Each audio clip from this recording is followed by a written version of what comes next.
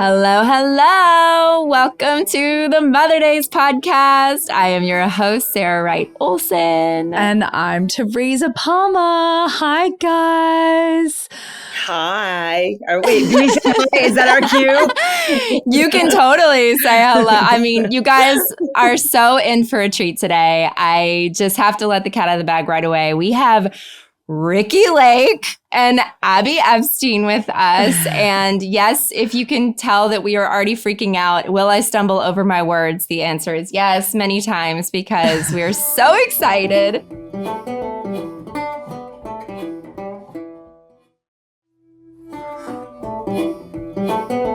Ricki, as you all know, was on TV doing a talk show for over a decade, as well as an actress in film and television. She is an advocate for the birth world, documentary filmmaker. Abby Epstein is a director, filmmaker, producer, mother, advocate. I'm just like blown away that we have you guys on this podcast. I know. Thank you so much for being here. It's truly our pleasure. We love what you guys are doing, and it's so nice. I mean, it's so weird looking at you both. You're like the next generation. Like Yeah. we're in our early 50s, and it's just so nice to feel like this movie we made so long ago is still having an impact with people like you. It's just awesome. This feels like in so many ways like this wild full circle moment, definitely for both Sarah and I, because we obviously watched your documentary. We were those girls who wanted to have babies from the age of 15. We were those girls. So we had been prepping for motherhood for so many years. And of course, we watched your documentary. But on a personal note, Ricki, this is so wild for me because I grew up with a single mother who has schizoaffective disorder. So it was just her and I. And a lot of the way we would connect is through like the entertainment industry, finding shows and TV shows that we loved, movies that we loved. And one of our routines together would be to watch the Ricki Lake show. And we would sit together and we would watch it and we would talk about it. And it was such a bonding thing for my mum and I. And we watched it from about 19. I probably was watching it way before I should have been. It was about 1993 or 1994 when I first started watching it. And that's when I first started. That's that's the beginning. I was brand new. That's right. And I watched it for years and it became our thing. So I just wanted to say that is amazing. Thank you. You had a big impact on my childhood and my connection with my mom. I assume you didn't grow up here, right? So this was No. back in Australia, or you're Australian, yes? Australian, yeah. So yeah, it's just so funny to me because, I didn't get to go to Australia until years later with Abby for the business of being born. Like, wow. I mean, we went in like 2008, I think, 2009. And it's just so interesting to me to go to like places I've never been, totally different culture, that it resonated, that my show that was so New York, so American, it just really was something that people watched all over the world. So thank you. Yeah, it translated. I remember so much of it. But to jump back into the business of being born, obviously for the people who don't know what it is, it's a documentary that you guys made in 2008. And so it's where you investigate the birthing practices in the US, which I'm an Australian person and I've birthed in Australia, but it really applies around the world. So could you just go back to the beginning of that journey? Why did you make it? And why do you think it started this birthing revolution? So should I go first, Abby? Because it really was, it started with like my experiences of having my two children. So I had my first son in a hospital setting in 1997. And I was really, I had a healthy baby. I had a healthy outcome, which is what we all want. But I looked back on the experience and I thought I was just given all of these interventions and drugs that I didn't need in hindsight, And so for my second experience of becoming a mom again, I wanted to do it differently. And at that point, I got really interested. This was long before like thinking it's a movie or anything public. I just wanted to have a different experience. I didn't understand why women that I was like around, my peers that I looked up to, didn't seem to care about the process. They seemed really wanted like the clean, healthy baby in their arms and didn't really care about the experience. And so that was really something that just struck me as like, I was curious because I felt so differently. I wanted to know what birth felt like. I wanted, particularly with my second birth, I wanted that home birth, and I even wanted the water birth. Like I had done a lot of research on water birth, but again, birth is something you can't control. As a Virgo, as a control freak, type A Virgo, I had to let go of, wanting it to be a certain way. But it was after I had my second son at home, as you see in the film,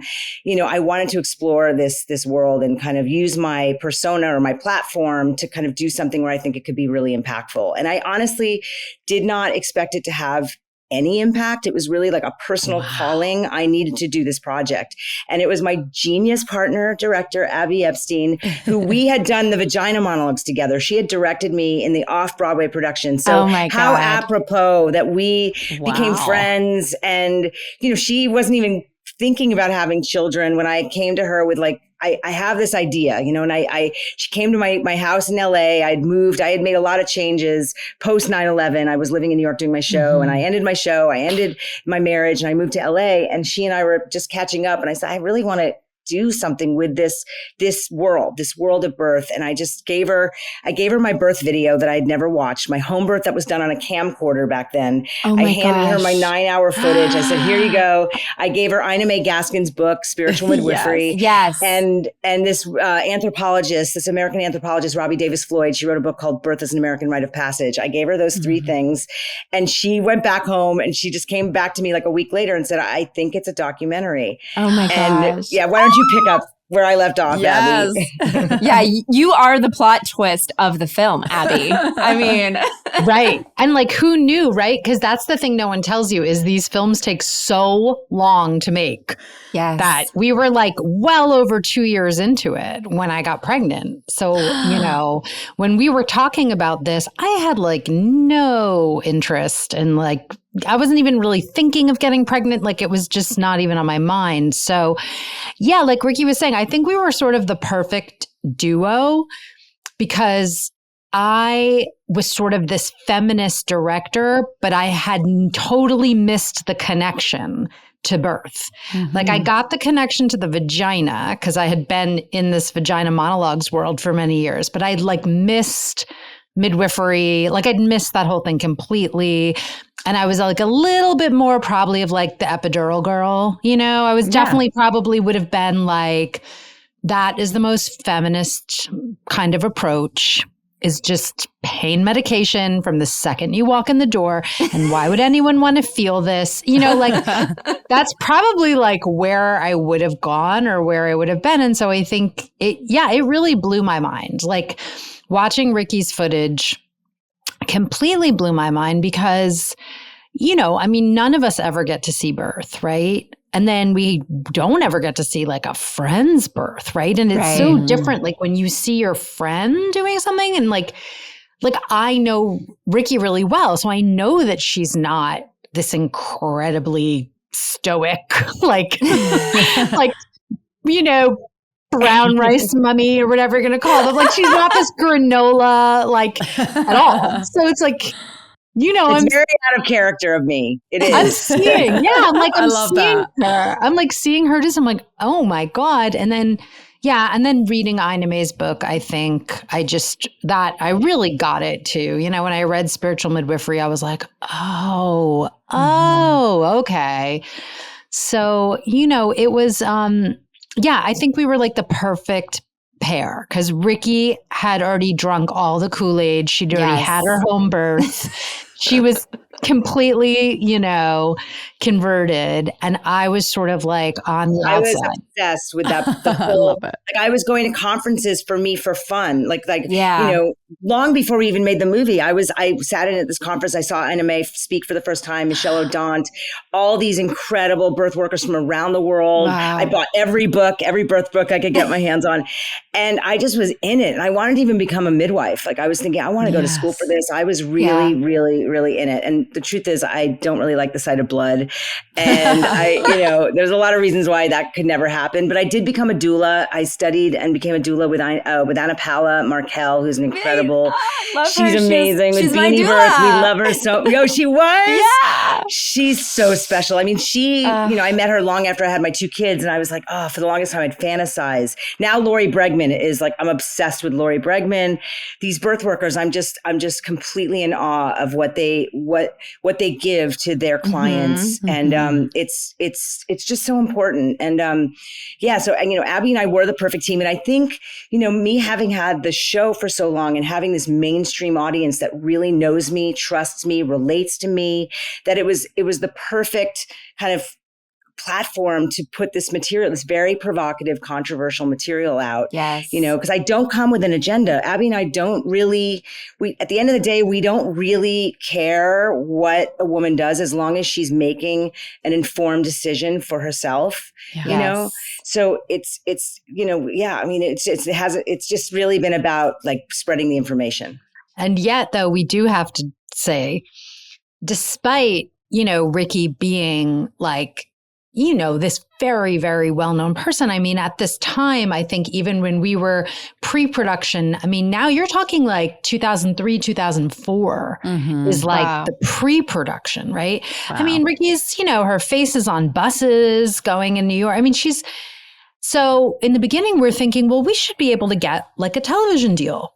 Like, because every time you make a documentary, it's very daunting, right? Because it's about who's going to pay for it, Right. And I just want to tell you guys, like, we spent at least close to a year, right, Ricki? Like going shopping on different pitch meetings. Yeah. And we would go no to one would touch it. Well, no, what would usually happen, like we went to Oxygen, we went to Lifetime, like we went to, and you would sit in the room and there would be like mostly female executives and they would all share their horrific birth stories and like watch our trailer and tell us how they were so abused in the hospital and how much this needs to get out there. And then I think they would like run it up the flagpole and then it was really interesting. And then we finally did get, finally, we got some kind of a deal with Discovery Health. We're sort of moving forward with them. I had cut this trailer or sizzle, whatever. I went down to like Discovery Health headquarters, played it for them. They all literally turned like ashen. Oh my God. Like it was just, like, you could feel like that vibe in the room where you're just like, oh my God, everybody's like turning into an ice statue.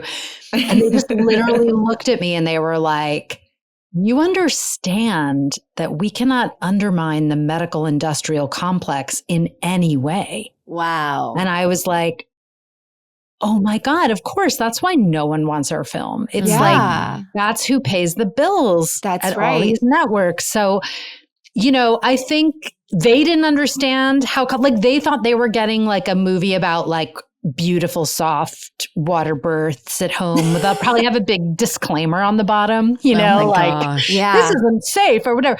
Like, I don't know. So it was just really, and so they ended up like dumping the project. They said they had like budget cuts. It was all good because ultimately we got a little money from them. And then, Ricki had to basically finance the whole film.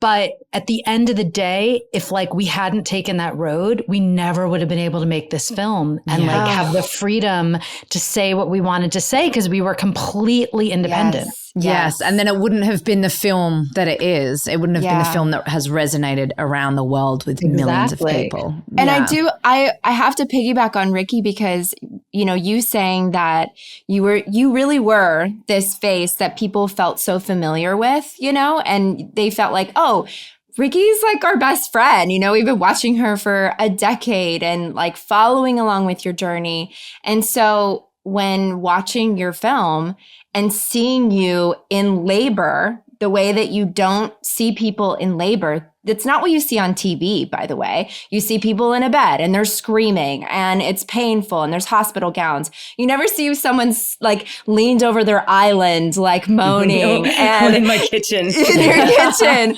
Yeah. And first of all, I was like, wow, her kitchen's amazing. And I was like, oh my God, look at the way she like moves her body. But, what was so cool is seeing you like that. I saw you and I was like, wow, I want to do that.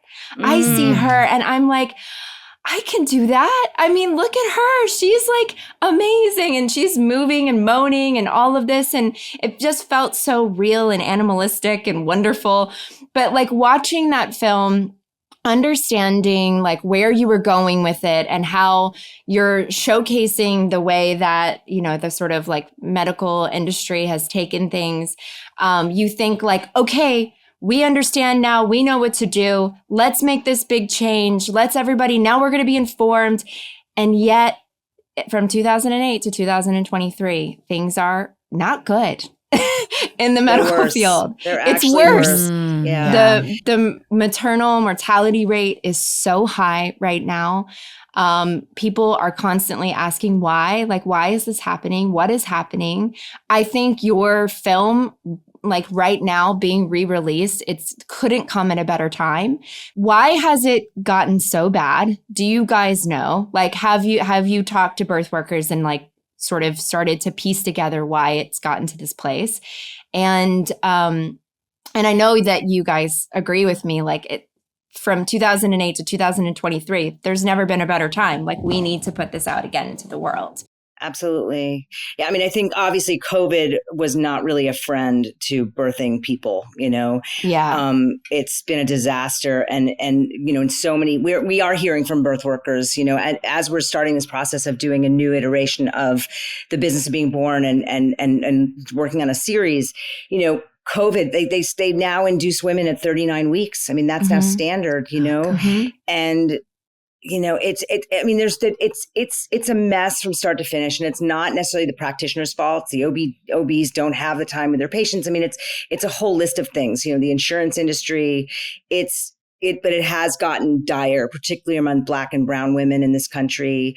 The numbers are 3 times more likely that they die in childbirth or it's not just during labor and childbirth. It's actually that they count the numbers from till a year after the baby is born. Wow. And, we have this lack of support for moms. We send them home with these babies and, it's something really drastic needs to happen. And I think, yes, the movie is such a conversation starter. It's seeing those images of women, I being one of them, giving birth in ways that you've never really imagined, are so powerful for so many to see, oh, if she can do that, I can do that,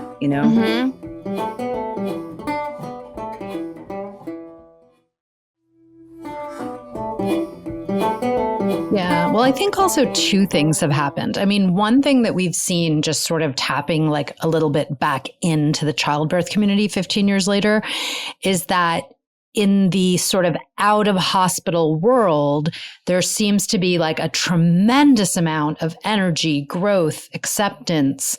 I mean, honestly, back in the day, I think it was like when Ricki was doing it and we were doing the sequels, it was like kind of like Cindy Crawford. Like Cindy Crawford was like the only public person before Ricki that you'd ever even like heard about, So now we're seeing this sort of on one end within certain sectors, right? Like people who know to or are comfortable or who are able to birth, right? Outside of hospitals, we're seeing kind of like just real acceptance and not the kind of pushback and challenge. I mean, I was looking this morning at some news clips and some television appearances that we did when the film was released and then when the book was released. I mean, they were brutal. They had no problem on television, like looking at Ricki and being like, you could have killed your baby, Wow. Like they had no really. And nowadays it's like, so I feel like there's this kind of acceptance, toward mainstream midwifery. I mean, one thing is 15 years ago when the film came out, no one knew what a doula was. That was the first question they would ask. at the end of every screening, they would say, what's a doula? Right. So, on the one hand, we have like birth workers, labor support, all of that has become a little more normalized. But then on the other hand, like Ricki was saying, the problem is the system, right? Mm-hmm. And we know that the system, like many of our systems, they are racist, they are supremacist, they just have an inherent for-profit, let's just say, bias built into them. And, so even if you're enlightening and educating and motivating, people on the ground from the top down, it's like, how do you change those systems when insurance companies and, are pulling the strings? It's really, really difficult. Yeah.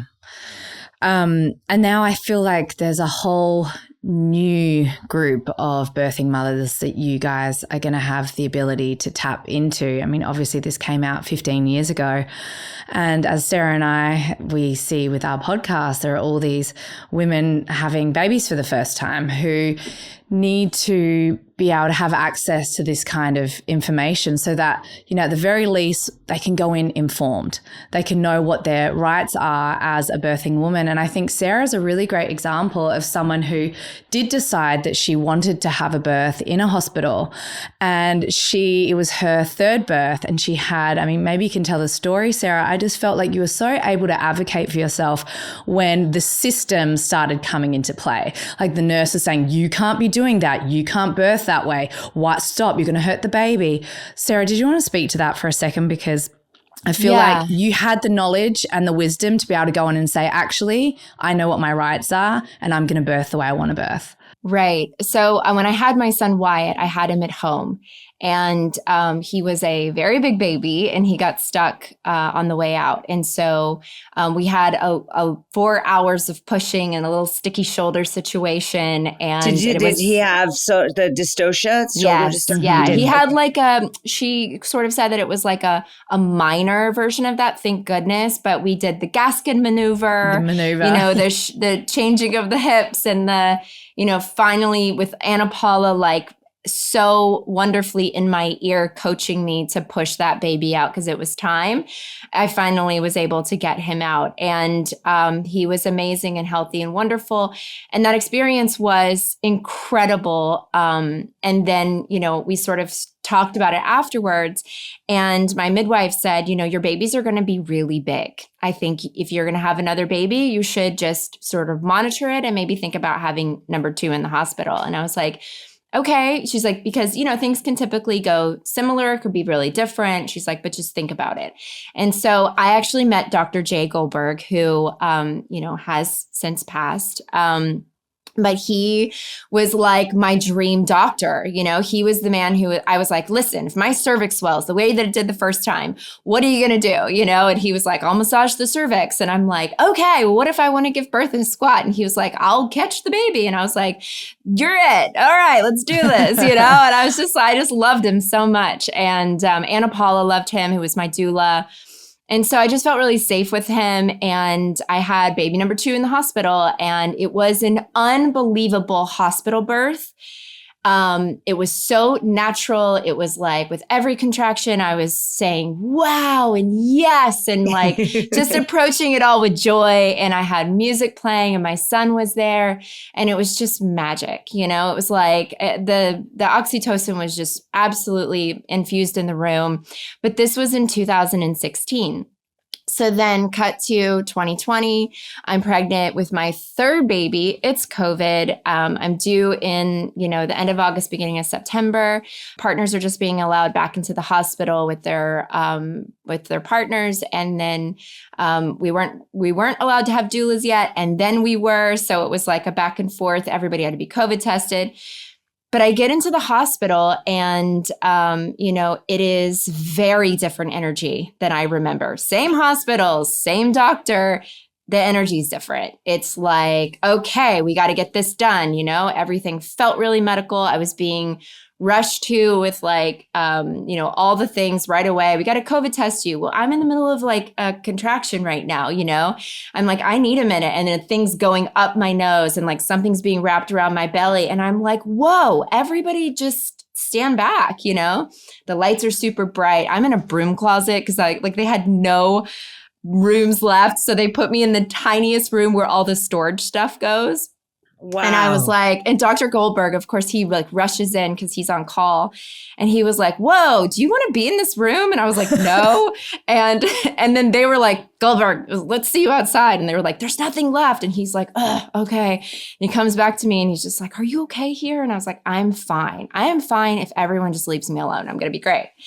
And so then he goes off because he's going to give me a little bit of time. But then the nurses are telling me like, you can't be standing like when you're pushing, you can't be, doing this. I'm trying to hold the side rails of the bed, my legs apart. And they're telling me, you have to get on the bed. You have to get on the bed because the baby could hit the floor. And I'm like, what? No. What are you talking about? The baby's not going to hit the floor. First of all, what are you doing? Like, you guys could catch the baby if he's not in here, and then it's like, my husband's there and he's like, I'll catch the baby. And it was just everything that I was sort of trying to do or wanting to do that felt like what my body was telling me to do. I had somebody standing there telling me like, oh, no, wait, don't do that. Oh, we need to give her this medicine, or do you want an epidural? I feel like it's too late for that. I'm like, no, just stop, everyone. It's like chaotic. And it felt heavier. The energy felt heavier. It felt so much more medicalized. It felt like there was just one thing after another coming at me when everybody could have just been a little quieter and a little bit more hands off. And it was very different than my experience back in 2016 when everyone was hands off. They were like really following my energy. They were following like my they were like, oh, you're with Goldberg? Cool. We're just going to leave you alone. And a lot of your, like, you knowing what to do and how to go into that room and advocate for yourself, that directly came from your documentary. Yes. You guys, like, teaching people like, hey, here are the tools. These are the things that you can expect. These are the conversations to have. And she knew, like, so Sarah went into that room and she was like, actually, no, I'm going to birth the way that I want to birth. And that's the beautiful thing about you guys and your documentary is you're not telling people how to birth. You're not saying this is the way you should birth. And you're not leaning into one birth over the other. You're saying, here's all the information, take what works for you, leave the rest. And that's the beautiful thing about it. And why I feel like Sarah benefited so much from your documentary, but there are so many more, the new wave of women who haven't seen it yet, which is why the re-release is so important. I agree. God, that's an unbelievable story. And you ended up having, like, was it a big baby in the end? So I had my second was an 11-pounder. And my third was 10 pounds, 4 ounces. So yeah. And I actually, all three of my babies, my cervix swelled. So once it got to like 9 centimeters, it was the positioning that the head was in every time, just the way that my uterus was shaped by the first baby.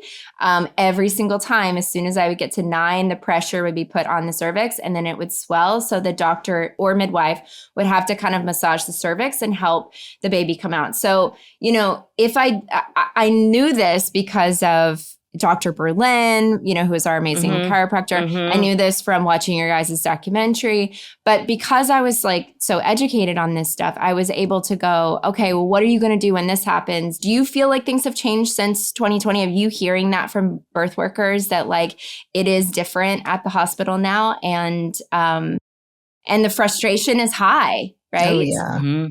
Burnout is real. Yeah, the burnout is real. I mean, I think all the birth workers we talk to really, really feel like this is a crisis moment.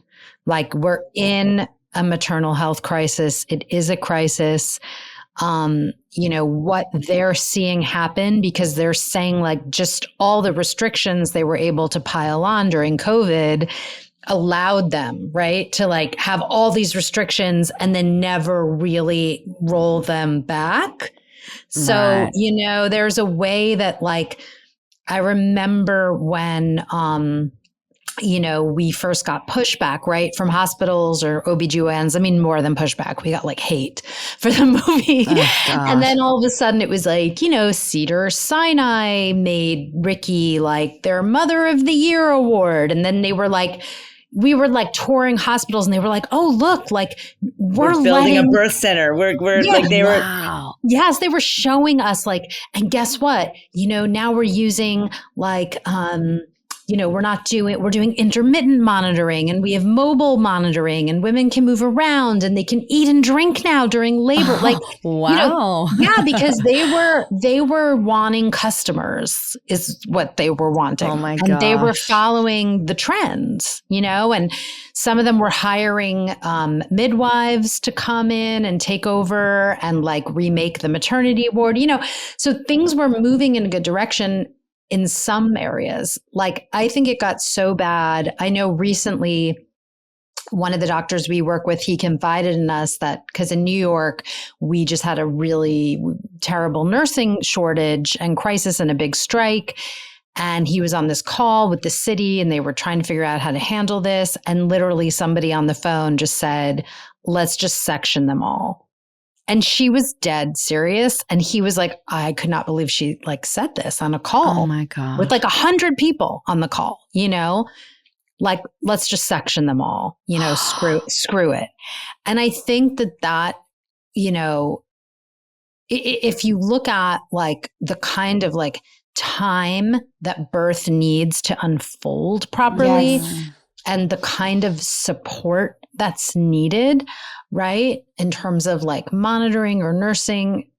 And then you're dealing, right, with like all these people who've quit healthcare since COVID, and nobody's going in. So there's just like a squeeze. And it's really sad. Like one of the doctors in the business of being born, Dr. Moritz, he opened a new birth center in downtown New York. And it was super exciting and it was beautiful and the rooms were beautiful, looked like the W Hotel. He even got a permission to use nitrous oxide, which they use in the UK, but they don't have here. So it was like going to be the first birth center with nitrous, with tubs, with everything. My cousin actually had her baby there, but then the same thing started to happen where like mysteriously there were no nurses to staff the birth center. So it was never open. And then he basically said, look, I'm either going to get fired or I'm going to quit. But like, I am fighting with them over ridiculous things like people taking their placenta home, they're fighting me on every level. And, sure enough, he's gone. He's not, he's with the Tia Clinic now as medical director, not doing OB. The birth center's gone, and it's just, so it just seems like, how do you, even the people that seem like they're connected and they're resourced, ultimately, again, it's like the business people and the doctors who are the heads of these large hospital corporations. And let's be clear, they're corporations. Absolutely. They don't see any value in this. They don't, there's nothing in it for them to like let someone labor naturally for 3 days. Right. I mean, they're going to lose a room for 3 days. Even, I don't know if you guys know this, but the birth center at Roosevelt Hospital, where Ricki gave birth the first time and where I was planning to give birth, and, it was like one of the only, I think it was the last, there are no freestanding birth centers in Manhattan, but it was like one of the last kind of hospital birth centers. I mean, basically they closed just to make fancier hospital rooms, just to charge more. And they're doing that everywhere. Because they're realizing that if they get rid of the birth center, charge more money for a bigger room, it's all just become about like how, it's numbers. And so it's really, really difficult, right? Because what do you do? Like some people like need the system, right? Like Sarah, you needed to be in a place with like a safety net nearby or, so what do you do? It's really disconcerting. And I think it's just, the pendulum, like I said, I feel like the pendulum is swinging in such a big way, like in the out of hospital birth world, there's like such, I think, amazing energy. Yeah. Amazing. You guys must know Nathan Riley, right? Nathan Riley, he's an No. OB out of Lou. Oh my gosh, you need to know about him. I'm Oh my obsessed gosh, with no. him. He's an OB in Louisville. He's starting this program that Abby, I'm signing up for it. I'm going to do it. It's the Born Free in Method. Louisville? I'm from there. No way. Yeah. No way. That's you crazy. You have to have him on your podcast. He's amazing. And he partnered with this woman, Sarah Rosher, who's from the farm. She's a midwife on the farm. Oh. And they have come up with this course for it's to say it's a childbirth education course. It's more than that. It's for birth workers. It's for parents to be, and I'm going to take the course just for fun. But he's the real deal. I'm so inspired by what he's doing. He's reteaching breech birth, which, they don't teach in medical school. So it's, he's amazing. Stu Fishbein. There's all these amazing, just lights in this world. And, yes, totally. I'm so inspired by so many of them, and you have to look him up. Oh my gosh, absolutely. I guess that's the thing. It's like, whilst we're seeing that the system is still there and there's still so much negative areas of the birth world, which we keep hearing stories about, but there's also this amazing positive movement. Mm-hmm. And I think you guys helped spark that. Like, you guys were the ones that revolutionized this birth paradigm.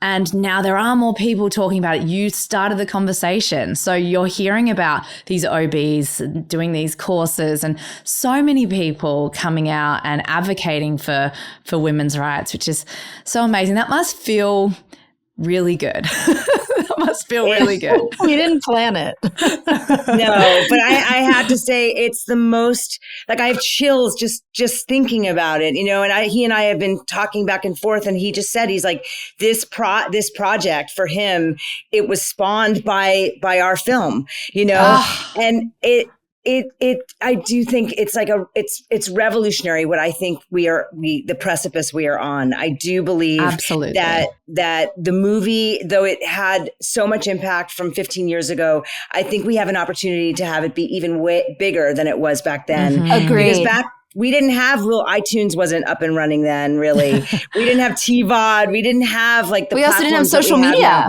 We didn't have Twitter, nothing. We didn't even have, we just got the rights back to the film last year because Warner Brothers basically owned the film for 15 years. Yeah, we never broke even. We never saw a penny. No, we didn't even break even. We didn't even recoup. Guys. Okay, we want to change that, you guys. It's horrible. Okay, guys, we need to talk about the future. What is the future? What is the future of this what is movement? the future of the business of being born? Because you need to see, you have changed. I feel like I'm holding back, but trying to tell you, you have changed so many lives. I know that you know that. I know you feel it. You've seen it. People have talked to you about it. But for Teresa and I found your movie and then fell in love with the whole world. It was just between you guys and Ina May Gaskin, it was just whoa, this is, sign me up. This is my passion. I'm here. This is all I want to do forever. Either I'm going to have babies forever or I want to work in this field forever. So what's phase 2? What do you want to do now? Well, I think, the one thing that we didn't speak about is we were talking about the way COVID set things back in the hospital, but we didn't talk about the way, right, that COVID sort of gave us and the home birth movement a massive boost. Yes. So that's actually when we started to feel the first, remember, Ricki, during the lockdown, we started doing those live, those Zooms with birth workers, and we put the business of being born up for free for most of the pandemic. And it was going bananas. There was just, everyone was screening it because people were then in this position where they just didn't have an option because they were wait, my option is to not have anybody with me?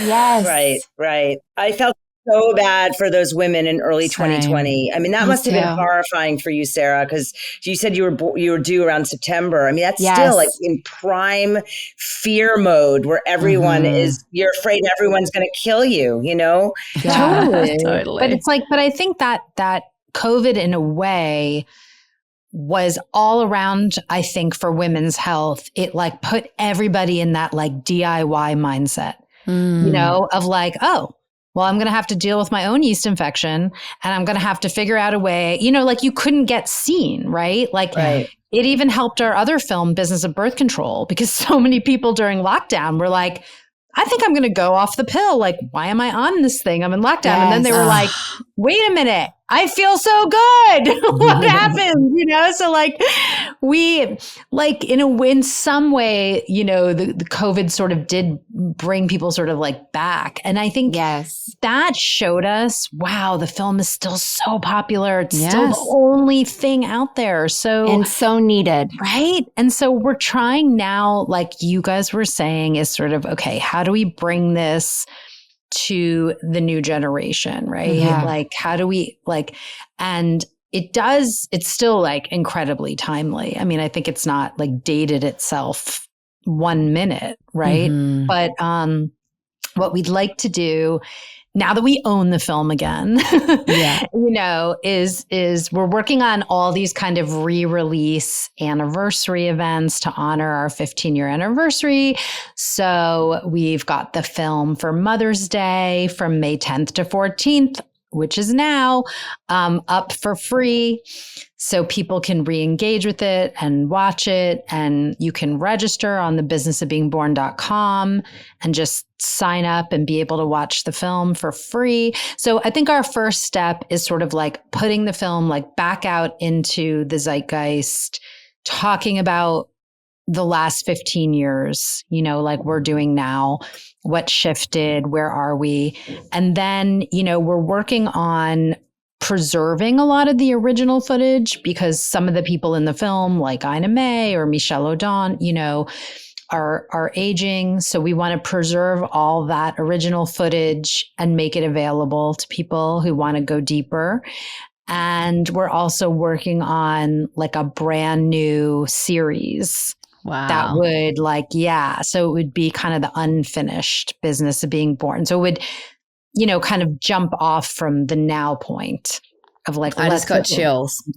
Yeah. There's the unfinished business is perfect. It is. It really is unfinished business.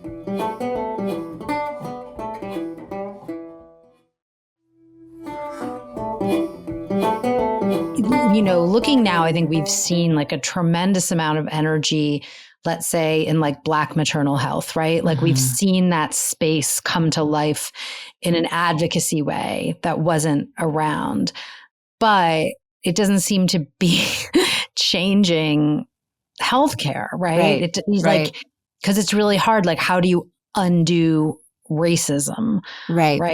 In healthcare? But I think like, you know, that, I mean, if you just look at like Black maternal health even alone, it's incredible kind of what they're doing, because what they're doing is saying, we just need more Black healthcare workers. Like, absolutely, we need people that are going to like serve our community and care and, you know, and love us. And so that's growing, you know, and now you have Black-owned birth centers opening and, you know, and so I think that's what kind of always happens. I think it's like women constantly, no matter, you know, race or gender, it's like we always have to step up to fill the gaps. Like we have to step up and make it happen for ourselves, you know, because no one's coming to save us and we're like kind of at the bottom of the barrel. And I think, you know, one of the things that like we were talking about just the other day about the film, you know, is that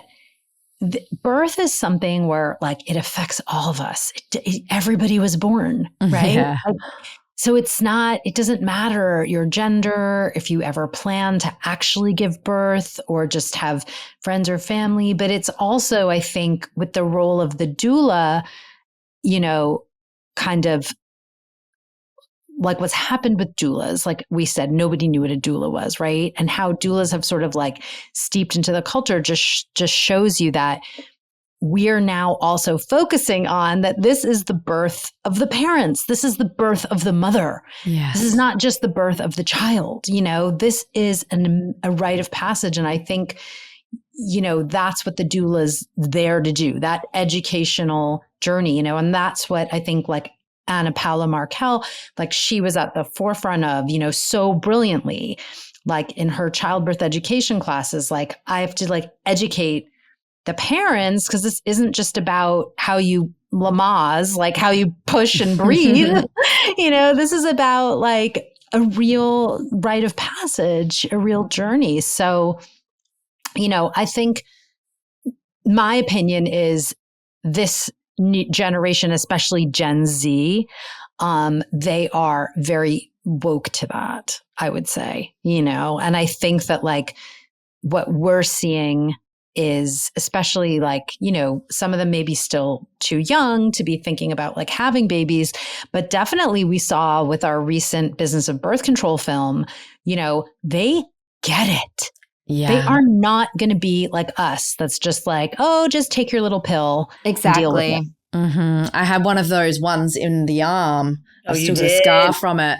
What's it called? I can't remember. Norplant. Yes.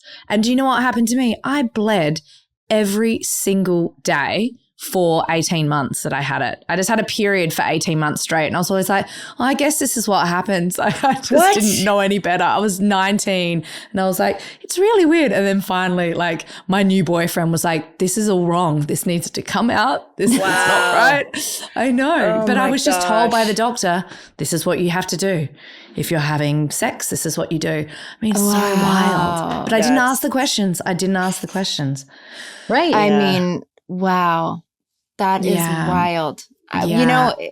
With birth control, I remember like being on it for such a long time. And then when I went off of birth control, I started getting all of these cysts.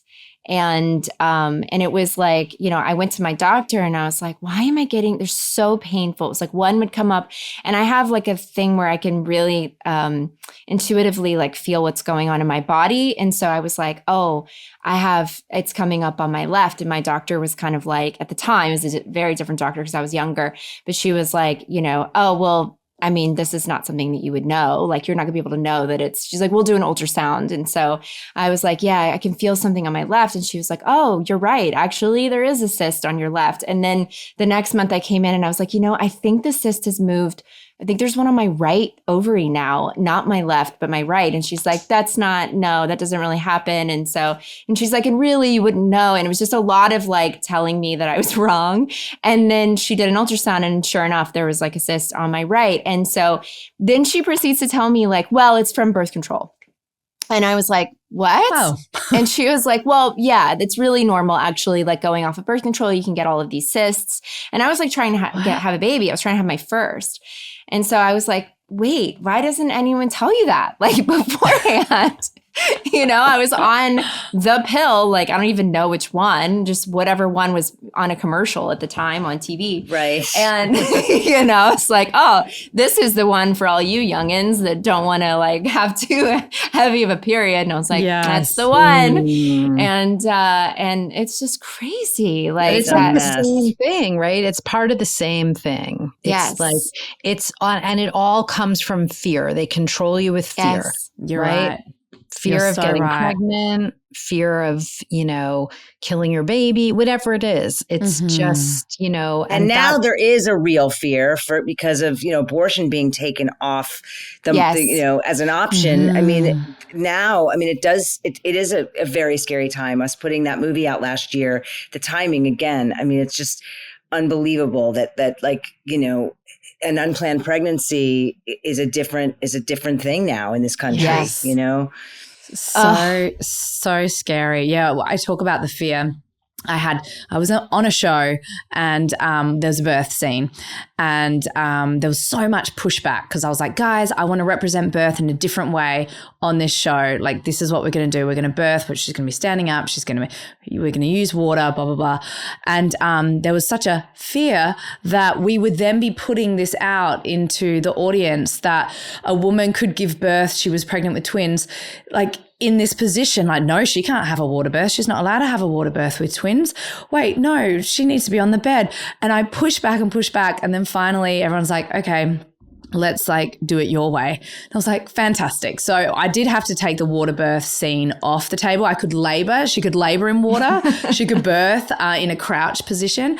But I've got to tell you, we have had, of everyone who watched our show, A Discovery of Witches, the amazing like masses of people saying, thank you for representing birth in that way, where it was mother-led and she was moving her body. And I was like, why don't we show that more in the mainstream? Why not? And it's that fear-mongering thing, like birth is scary, birth is painful, you need drugs, you have to have the epidural. It's this god-awful thing. And I think there should be more of a movement towards people saying, actually, there's a different way. And maybe if you have a terrifyingly scary birth story, we find all the time the willingness of people to share that with a pregnant woman, pregnant for the first time, like, oh God, watch out. You don't know what you're in for. This is going to be awful. I really hope that with the re-release of your film and just more of this conversation that we can just throw some positivity around it. I think so. I think we will. And I think what's fascinating, you guys too, is that like, it's amazing how many people will like kind of reach out to us now or something and say like, I saw your movie in high school, or I saw your movie when I was, 16. And like, now I'm, 28 and I'm pregnant. And it's like, it stays with them. Like that movie does not leave you. No, if it impacts you, it's like it's in there. I love the tagline in the trailer, which I'm hoping we can somehow incorporate in the new iteration. But you will never look at birth the same way again. Oh, and I think that's really true. It's so true. And I want to say also, Ricki, just like thank you for being someone who is using their huge platform to affect positive change. It's just a beautiful thing. And you're not doing it only with the birth work, all the different areas in your life where you're so willing to be vulnerable and revealing. It really makes an impact. And thank you. I want to say thank you so much because it's just one of the most beautiful things to witness. And it's why I'm such a huge fan of yours as well. Oh, thank you. I don't know how else to be. Like I've always worn everything on my sleeve, and I don't know how to be anything but authentic and transparent. And I've been through a lot. I've been through fucking hell. I mean, losing my last husband the way I did to mental illness and suicide, and dealing with hair loss, and dealing with I don't know how else other than to be real, and thank you for saying that, because it's been a journey. And I'm really proud of this work, particularly the work I do with Abby. I know that we are leaving our mark, and making things better. And it's really fulfilling. And just having these talks, meeting people like you, it's like the wind in our sails, because it's really been discouraging a lot of times to not get a sale. We weren't able to sell the business of birth control in the US, obviously, because of big pharma. Of course. But we're like the little engine that could, but it's just people like you and having these talks that really keep us going. And we are so inspired. And we are so excited about what is to come with this work, Can I ask you a parenting question really quick? I see on your Instagram that you've for a long time, right? You've had your sons go to Africa to visit. Okay, can you just tell us a little bit about that and why? My kids are super private, and so I really respect that. They're grown men. They're 26 and 21, but they had a nanny. My superhero nanny, Marie, was with us for 10 years, and she started while she was my nanny. She started a school for AIDS orphans in Malawi, where she's from. She opened up her childhood home while she was working for me full time. Got me through my divorce, moved me from New York to LA with my boys, and she started this school. And she currently feeds and educates over 450 children in her village. Jeez. They have libraries that they've opened around the country and literacy programs. They have vocational schools. They have a preschool. They have art center. I mean, Madonna's been there a few times. Oh my gosh. She won the CNN Hero Award in 2008. The school is called the Jacaranda Foundation, the Jacaranda School, and it is the most inspiring. I encourage you and your audience to check it out, and you can send your children there. You can go visit there. Yes. It is my younger son just was there for 7 weeks. He was there. He hadn't been back since he was 16, and he went back and was teaching and working there. But it's a sanctuary, and thank you for asking, because she is such a source of inspiration for me of what one person can do. She comes from nothing. She lost 14 members of her family to the AIDS crisis, including her father and her brothers and their wives and their children. I mean, there's a part of it that's so tragic. And then the beauty that has come out of her tragedy, she's remarkable. And the school is incredible. Oh my gosh. So I bet your sons have really benefited from being there and seeing what she's done. Wow, what an amazing way to sort of give your children just such a different cultural experience, and just showing them that whole different perspective, and we show up for humanity, and this is how we can help, and just that is amazing. Wow. And I'm sure Sarah, that's really, this is our next trip. You have to go. You have to go. And I want to actually bring my new husband and his grown children. I want them to visit as well. Wow.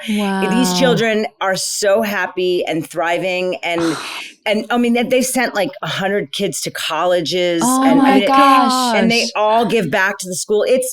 Abby can attest. It's one of the most amazing places. Marie is magic. She's actually in the Business of Being Born at the very end. Do you remember? She's in the hotel lobby with us. Oh my gosh. She's in the background. We're watching when Abby would right before Abby gave birth. Yeah. Yeah. Oh When you gosh. were talking about the size of my belly, and Marie was sort of there, and oh my God. Oh my goodness. She's she was incredible. your mom doula. She was your doula of life. She absolutely. She has taught me so much, and we're like soul sisters. And she was the best nanny she was the nanny that made all the other nannies look bad in the park. I'm telling, in the Bleecker playground where I used to live in the West Village, she would have all the children, and she'd be telling these African fairy tales, and they're all riveted. She's beyond. Incredible. Beyond. What a magical woman. Well, thank you guys so much for gifting us with your time. We talk about how precious time is, and thank you for giving us some of yours. And for all the wonderful work that you've been doing. Guys, you can find the Business of Being Born on Instagram at Business of Being Born. You can also get the movie right now, businessofbeingborn.com. It's streaming for free, guys. This is amazing. Send it to all of your friends. Send it to everybody. I mean, I feel like the only reason, just today, I got a video from a friend who just gave birth, and it literally is the video of the baby coming out of her vagina and her husband catching the baby and holding it up. And I was like, I swear the only reason why people send videos like this now is because they've seen movies like yours where they're yes, it's normal. Birth is beautiful and it's amazing. And so I'm watching someone with baby being born on my iPhone. It's just so cool. So send this to all of your friends, and you guys watch it. And thank you we're guys. going to join forces. You guys are with us along this ride. We're going to call on you. And please keep spreading the word. And thank you so much for your passion. Thank you, guys. Thank you. You have Thank been you. listening to The Mother Days. You can find us on Apple Podcasts, Spotify, or wherever you get your podcasts. Bye.